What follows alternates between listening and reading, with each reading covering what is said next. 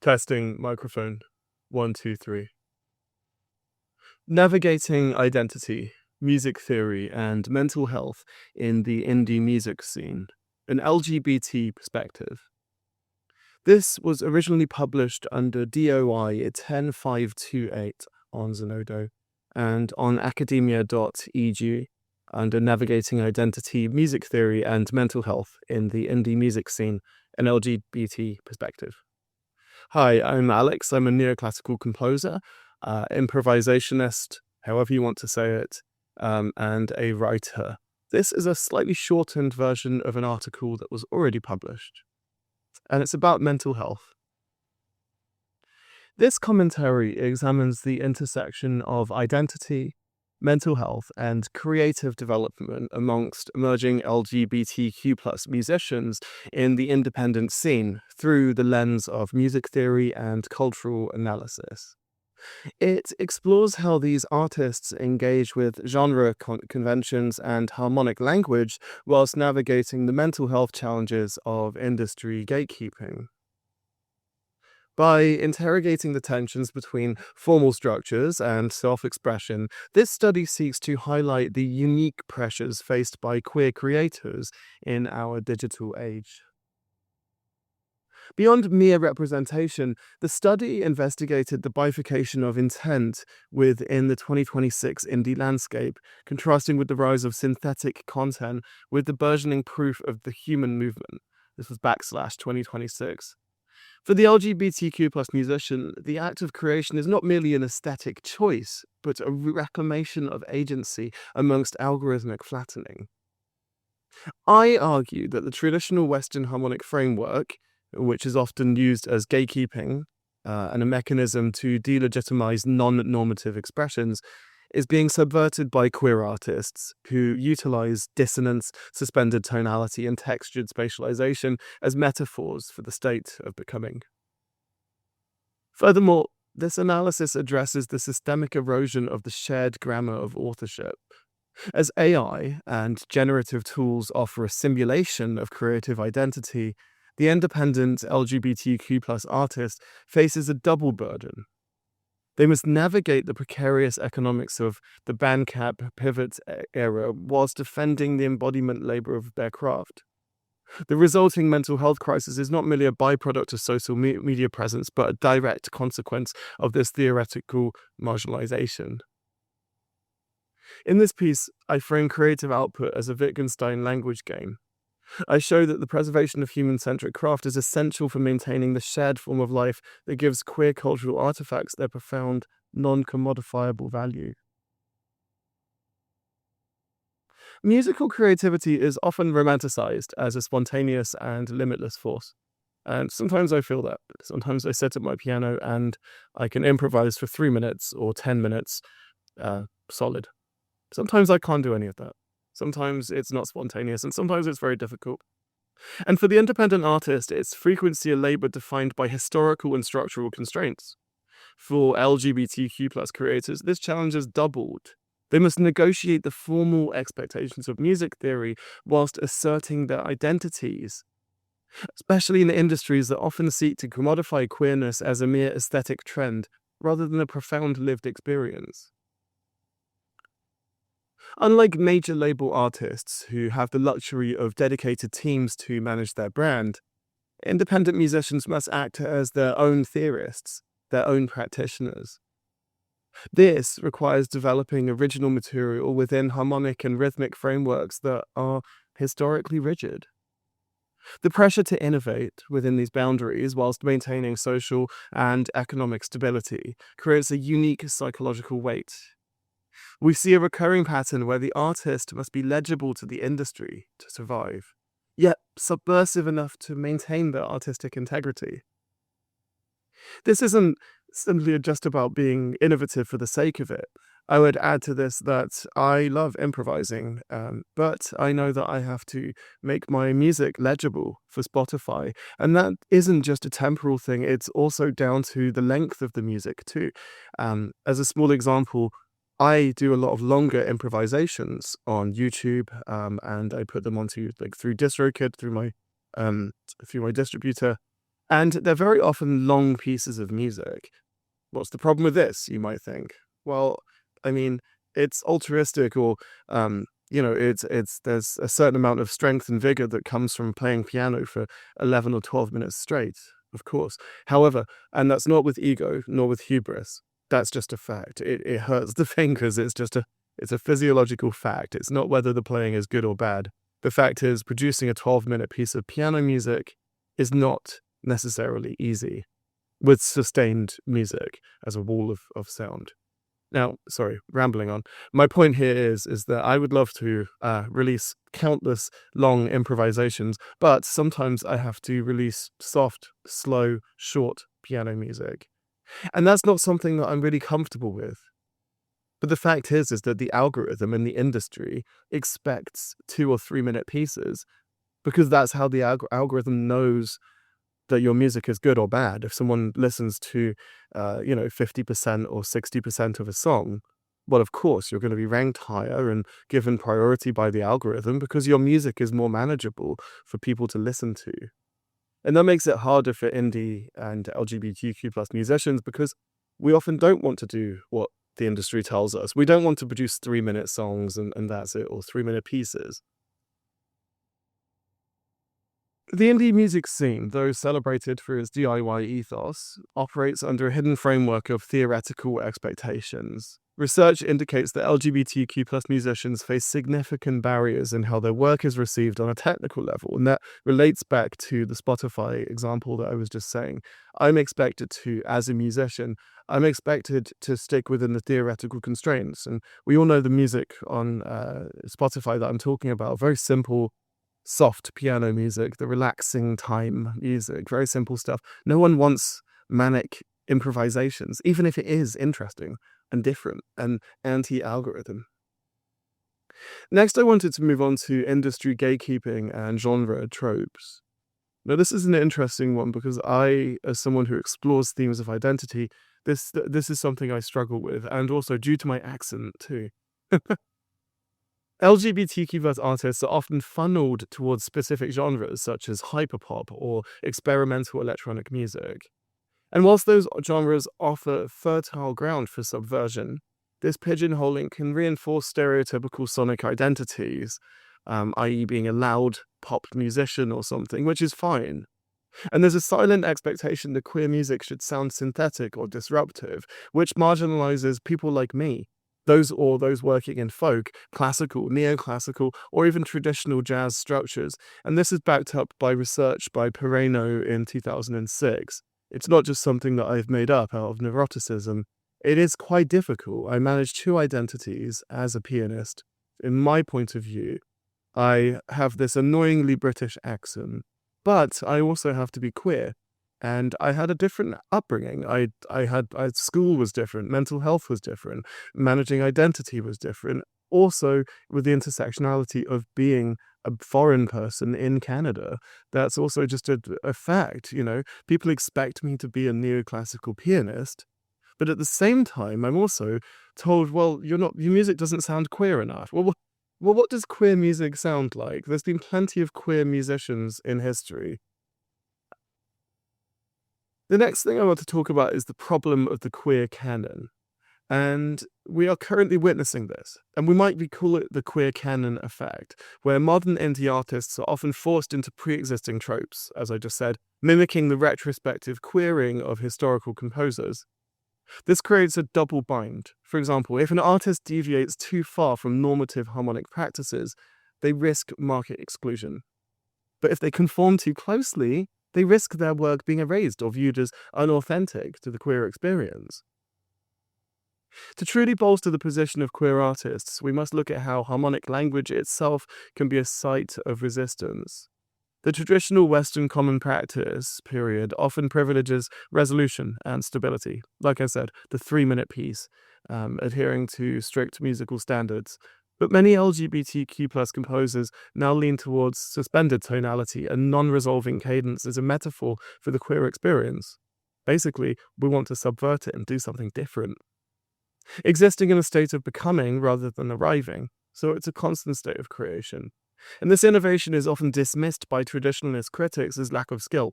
rather than a deliberate theoretical choice. I would add on to this as well that to put into this as well is that a lot of queer musicians don't necessarily have the traditional music conservatory background, or they weren't given the opportunities to have lessons growing up in music. So for a lot of queer people, music is a fertile ground to explore and to try things and to make mistakes, especially in the overly curated world that we currently live in, where it's so easy to type a prompt into an AI program and to create a piece of music within seconds. Our way of rebelling is to create music that no one's heard before in different ways. And this concept of authenticity is one of the most contested areas of musicology. For music made by LGBT musicians, performance is never just about the notes on the page, it's about visibility. This is backed up by Thrift all the way back in 1996. An artist must find a precarious balance. If they're too visibly queer, their music is often dismissed as niche or overly politicized. If they're not visible enough, they lose the support of the community that often sustains independent careers. And this tension is particularly evident in the harmony versus rhythm debate. And whilst traditional theory prizes harmonic complexity, many queer artists in electronic spheres emphasize texture and spatialization. This leads to a form of theoretical marginalization, especially in electronic music, where it means that music does not follow a dominant narrative, and this is excluded from serious academic or critical discourse. Auslander 2004 did some great research into this. You can check the original article on Medium or on academia.edu. Ludwig Wittgenstein, was one of my favorite philosophers, and he talked a lot about intentionality. And I recently updated my article to talk about intentionality with music creation because it's very interesting. We all know the triumphant refrain, "Look, Mum, no hands." That shout of happiness and joy when you finally do something, such as ride a bike, and you do it well, and you want to tell everybody, you want to tell parents. And it's associated with gaining mastery or achieving success in a new discipline, or, well, any art form, really, this can be translated to. Perhaps they are riding a bicycle, or perhaps they've discovered a love for creating music on a keyboard. This is noble. This is creation. The intent remains pure, even if it's raw and requires a lifetime to hone and perfect, in whatever capacity that entails. But what happens, and we're going to talk philosophy here briefly, what happens when this foundation is removed?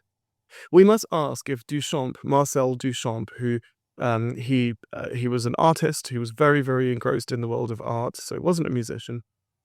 He basically turned up to an exhibition with a urinal, with a toilet, a commode, and his urinal or the wider works of the young British artists would retain any meaning if there were no audience to receive them. So when he went to this exhibition, he had his urinal, and they retained it without meaning because he knew about art. And the same with the YBAs, the Young British Artists. It's the same thing. Tracy Emin, Damien Hirst. Think of the cows in vitrines. Think of Tracy Emin with her bed. And those things retained they didn't need an audience to be art, basically. To a significant extent, the same applies to modern creators who choose the path of inauthentic creation. They're not merely attempting to convince themselves, they're spending their primary energy trying to convince others, as the acceptance of craft depends entirely on the existence of a shared community. So with Marcel Duchamp, or with Tracy Emin and Damien Hirst and all the other chaps and chapesses who were in the Young British Artists, they had their shared community, they had art, and they had themselves and their own movement, but they didn't necessarily need that audience. Modern creators who use AI do. They need other people to give it meaning, and that's the intentionality behind it. And a musician can pick up a violin, and they could improvise and produce one long sustained note, but that does not constitute music. The musician knows this because they are a participant in Wittgenstein's language games.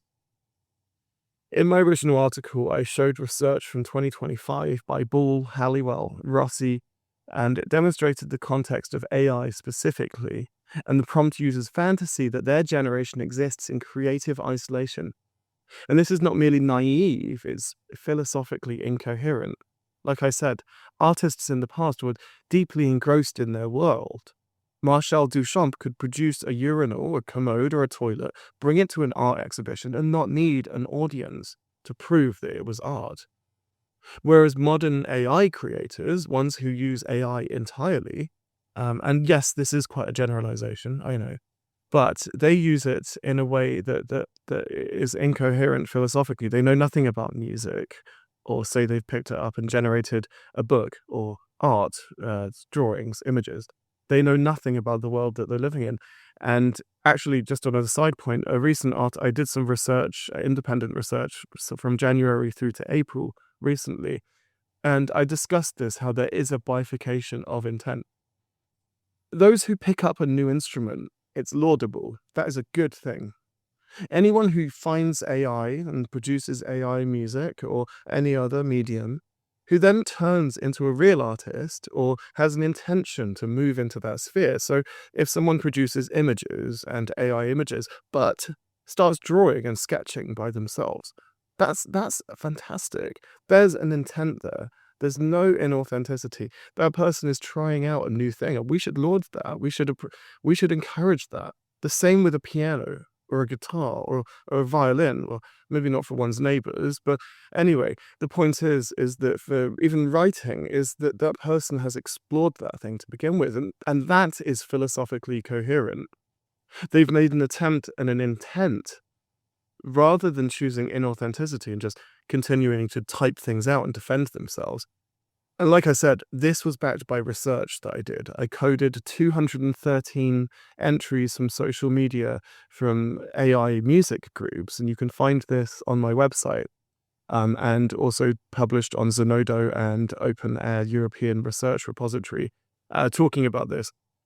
Basically, that people now are kind of going, there are two paths: those that actually choose to authentically create and pick up a traditional instrument or a pen or a pencil, whatever that means. The point is that there's a decision, an intentionality, which goes with Wittgenstein's language games, where they know that they have to be part of a wider world or their own coherent universe. Anyway, you can find that on my website. It's very, very interesting. It's about 7,000 words, though. So the next piece, I want to come back to mental health, because that's what this talk is about. Mental health and the price of ambition. The demand for consistent reinvention leads to significant mental health challenges. And musicians already experience higher rates of anxiety, which is probably why they create in the first place, backed up by Kenny et al. 2014. And for LGBT artists, these figures are even more concerning. Research from 2017 by Gross and Musgrave found that. And even recent findings from 2025 and early 2026 suggest that the always-on nature of the indie scene contributes to the following. And these are probably fairly obvious, but they are backed by research, and you can find them on my bibliography on the original article. Creative burnout. The need to constantly create, to curate, to have social media, to have different platforms and analysis and statistics. The expectation to produce high volumes of content, any content, whilst managing one's own PR and distribution. This is exacerbated by the prompt and publish model, which sets an unsustainable pace for human creators who require time for gestation and embodied craft. Put it this way, after an hour of me playing guitar, my fingers go red. I cannot play anymore. After the piano, after 11 minutes of improvising, I cannot play anymore. But I feel this need to produce content. The same with social media. And that could lead to inauthenticity. But for most musicians, it's simply boring and they want to actually play their instrument.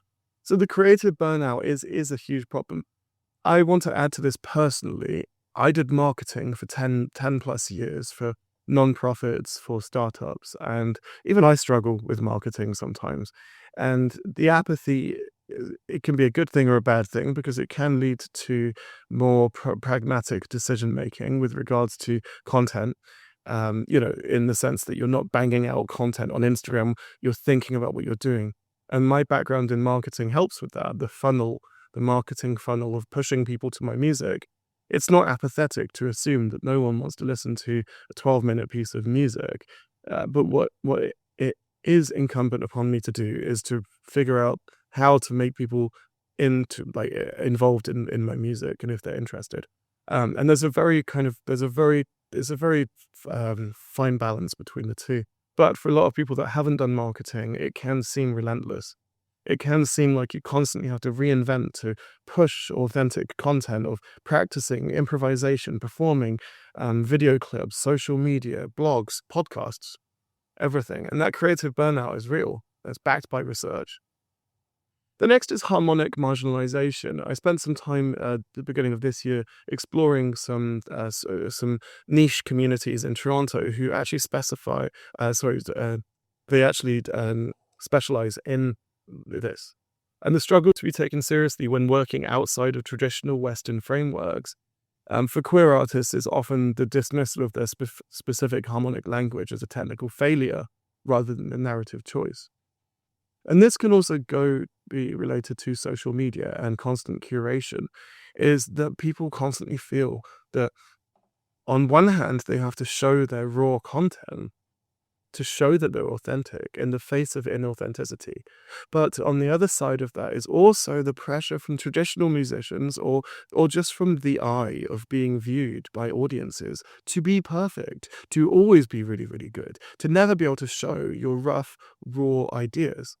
I've done this plenty of times. I'm not sure whether to put massively curated content online and then people accuse you of using AI, or then you post videos of you playing raw guitar where you're just ideation, just playing around, or even piano or violin. People will attack you for that too. And I mean, that goes for whatever you do online, you can be attacked. So, but that is the point that I'm making here is that is damaging for one's mental health and it's backed by research. The next is isolation. We all know this after COVID and digital precarity. And I would add to this that especially pianists and musicians who work solo, there is this, I mean, creation is best in solitude, isn't it? But the reliance on social media algorithms creates a sense of performance, like I said before, that extends far beyond the stage, leading to a fragmented sense of self. Should you be posting loads of videos of you playing guitar or bass or cello? Should you be constantly singing into the microphone, into the ether, into Instagram? In my article, I deepened this analysis by considering the hyper-surveillance of authenticity. And it relates to this, how people are very, very, very keen to spot anything that seems wrong. But they're also keen to lambast and pull someone down if that person doesn't seem perfect enough. In 2026, the proof of human trend has turned the artist process into a secondary product. And whilst this protects the art game, which is the game that we all play in creating art, from synthetic encroachment from AI, it forces creators to perform their humanity around the clock. This was seen in a recent controversy by Breaking Rust in 2026, where a country musician, was pressured to prove that they had an informed intention, and this can lead to a constant state of defensive creation. So people don't want to be accused of fraud, or people don't want to be accused of being inauthentic or not being able to play piano, whatever that means. This is particularly taxing for LGBT musicians who have already had the need or feel the pressure to negotiate identity protective reasoning. This is backed by Flaws 2025. So we're constantly looking to protect ourselves, our identities, second-guessing ourselves, the intersectionality of accents, migration, race, all of those different things. The efforts are required to maintain a public-facing queer identity whilst defending the technical legitimacy of one's music creates a psychological double load. It's just incredibly difficult. And I find that, and I think in some ways I'm very privileged. I don't necessarily always have to worry about proving myself. I'm very white, I'm very British. I can sit at a grand piano and people go, oh, sure, he can play. I don't feel like that all the time. I feel like I have to prove myself. So if you're listening to this and you feel that psychological double load, you're not alone, and it is backed by research from 2025. There are other people that feel it too, even if not everyone sounds like it. On Instagram, you see these videos of people creating, or YouTube, and everyone looks perfect. But what are they struggling with underneath? And we've seen prominent examples in recent years, from Chappelle Roan to William Tyler, sorry about my pronunciation, where the system's failure to provide adequate support on mental health and physical well-being led to public calls for industry reform. And The Guardian actually covered this in 2025. Again, you can find these links on my original article on Medium or on academia.edu. The risk identified by recent industry reports is the normalization of authorial decay, where the exhaustion of the human creator leads to a forced adoption of generative tools, that's AI, simply to stay visible. This creates a cycle of self-betrayal. Why, you might ask? Well, because the artist will then use the technology game rather than the art game to survive. Yet in doing so, they hollow out the shared form of life they originally sought to join. Put it this way. I love when my piano makes my hands hurt or my guitar makes my hands hurt. It's fantastic. There's something hollow about generating piano music. What's the point? The cost of entry into the music world should not be based upon one's mental stability, nor should it require the sacrifice of authentic intent. That's the basic conclusion here. And to further push for the conclusion, this is basically the path to inclusion. And you might resonate with some of this. And to foster a sustainable industry, we must advocate for a shift in both academic and commercial circles. This includes expanding our theoretical discourse to value non-traditional forms and recognize that technical innovation often happens at the margins. And I'm not talking about writing a prompt into AI. It's about letting people experiment without judging and realizing those people are struggling with other things themselves. And the future of indie music depends on this and our ability to support LGBTQ+ artists, not just as diversity quota or hire or content creators, but as serious theorists and composers who are reshaping the language of music, especially in our world of AI. I'll leave you with the last piece. By acknowledging the mental health impact of current industry structures, we can begin to build a community that prizes the artist as much as the art.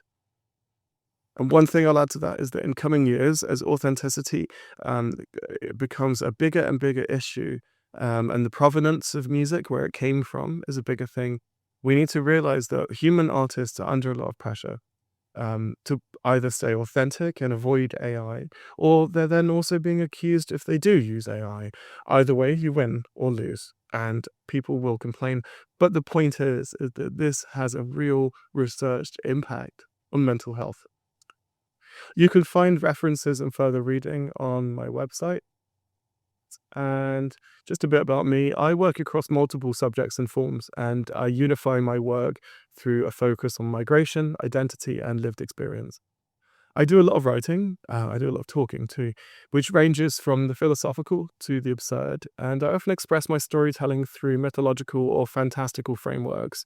I use weird examples, basically. You might be interested to know that I also write literary gay romance, which weaves the same concerns into intimate narratives. And I prioritize authenticity, emotional truth, and lived experience in both storytelling and my world building. If you didn't know, I'm based in Toronto, where I live with my partner, Peter, our corgi, and I hold Swiss, Canadian, and British citizenship. Thanks for listening. That was music and mental health, navigating identity, music theory, and mental health in the indie music scene. Thanks for listening.